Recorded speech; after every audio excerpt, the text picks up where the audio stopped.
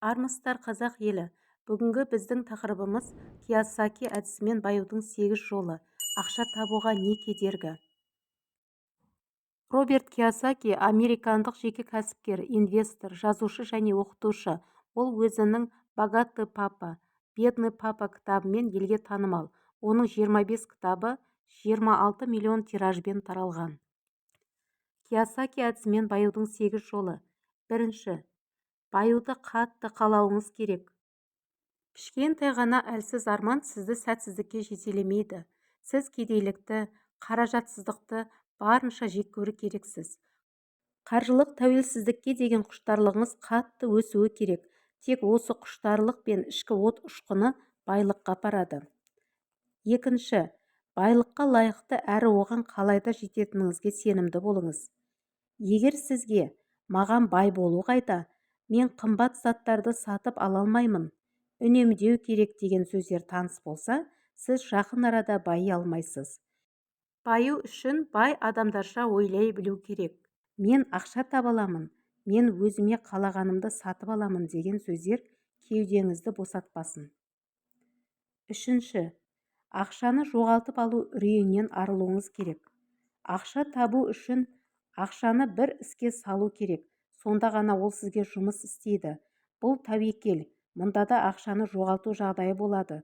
Көптеген адамдар іске салған ақшаны ғайып болғанын ауыр қабылдайды. 10 рет салымнан айырылсаңыз, 11-шісінде оны пайдасымен қайтарасыз. Осыған төзе білген адам ғана байлыққа қол жеткізе алады. Төртінші, жағдай жақсарғанша қымбат сауда-саттықты кейінге қалдыра тұрыңыз. Бай адам ақшаны алдымен бизнеске, инвестицияға салады. Содан кейін барып киім сатып алады. Көптеген адамдар керісінше жасайды. Бай болып көріну үшін қымбат киімдер сатып алады. Егер сізде көлік, баспана, қала сыртында үй болса, сіз оны несиеге немесе соңғы ақшаңызға сатып алған болсаңыз, сіз бай емес, кедей адамсыз. Бесінші, сізге пассивті қысқартып, активті өсіру керек. Пассивтер – бұл түк пайда әкелмейтін шығындар, пәтер, көлік.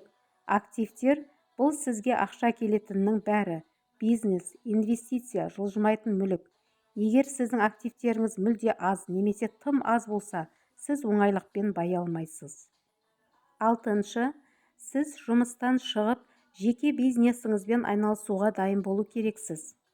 Тек осылай ғана сіз қажетті ақшаны тауып, инвестицияға сала аласыз. Байлық инвестициялау арқылы келеді. Есіңізде болсын, жаңашыл заманда өмір сүрудеміз. Әрбір жаңа идея табыс көзіне айналуы мүмкін. Жетінші, ақшаңыз аз болса да инвестициялау тәсілін үйренуіңіз керек. Қаржылық сауаттылығыңызды дамытыңыз. Ақша салуға болатын барлық амалдарды жасаңыз. Инвестициялық фондтар, акциялар, банктер, жылжымайтын мүлік, құнды металдар, тағы басқа инвестициядан жылдам табыс табуға үйреніңіз. Мысалы, сатып алып, қайтадан сату. Бірте-бірте мүмкіншілігіңізді арттыра бересіз. Көп ұзамай табыс табудың көзін табасыз. Сегізінші, ақшаны сүйіңіз, бұл басты ереже. Сіз үнемі ол жайлы айту көбею жолдарын ойлау керексіз. Қаржылық сауаттылық жайлы кітаптарда көптеген пайдалы кеңестер бар. Олардың сізге орасан зор көмегі тиюі мүмкін. Ондағы кез келген теорияны сіз тәжірибеге айналдыра аласыз. Осы тақырыпқа қосымша ақша табуға не кедергі? Ақша жайлы 7 аңызды айта кетейік. Бұл таңданарлық жайт, бірақ біздің ақша табуымызға ол жайлы қате ойлауымыз кедергі келтіреді. Түсініксіз шеңберден шығу үшін аңызды бірге талқылап көрейік.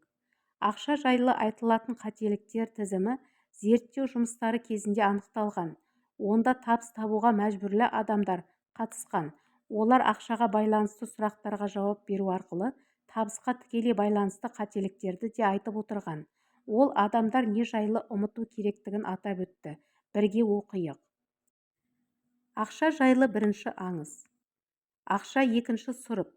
Шындығында ақшаға деген немқұрайдылық, табысын бақылап отыруды көздемейтін адамның оны көбейтуге деген мүмкіндігі де аз болады. Екінші, көп ақшаны адал жолмен таба алмайсың. Бұл өте қате ұғым және қате көзқарас. Өйткені адамға табысты үлкен еңбек пен қоғамдық қалауы, талабы мен сұрауы әкеледі. Ал табысты аз табатын жандар жоғарыдағыдай балама сөзбен аздап адалдық заңын бұзып жатады. Үшінші аңыз. Ақша адамға кері әсер береді. Олай болса, ақшасы көп адамдарды қайда қоямыз? Олармен дос болғымыз келеді ғой. Олардың да достары айтарлықтай көп болады. Төртінші. Ақша өлермен жолмен келеді. Шындығында, өлермендікпен жұмыс істеп жүрген адамдар сізге қарағанда да аз табады. Арба айдаушы, жүкші тағы басқалары. Басқалары қарапайым жұмыс жасайды, бірақ сізге қарағанда аздап көбірек жұмыс істейді. Неге, бірақ сәл көптеу. Бесінші. Бай болу ұят, өйткені айналада кедейлер көп. Бай болып айналадағы көптеген жұмыссыз жандарды жұмыспен қамтуға болады. Екіншіден, көптеген кедей адамдар сол жағдайға өз әрекеттерімен келіп отыр. Мысалы, жай ғана осы аңыздарды ұстанғандары үшін. Ақшаға байланысты алтыншы аңыз. Ақшаны жинау керек. Ақша қара күнге деп жиналып жатпауы керек.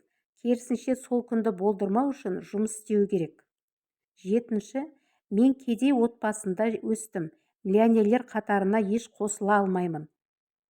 Бұл жақсы сылтау, бірақ шындыққа жанасатын емес. Көптеген бай адамдар алғашқы қадамдарын аз ақшадан бастаған. Қадірлі оқырман, бұған қатысты сіз не пікір айта аласыз? Төменге қалдыра кетіңіз. Каналыма тіркеле кетіңіз.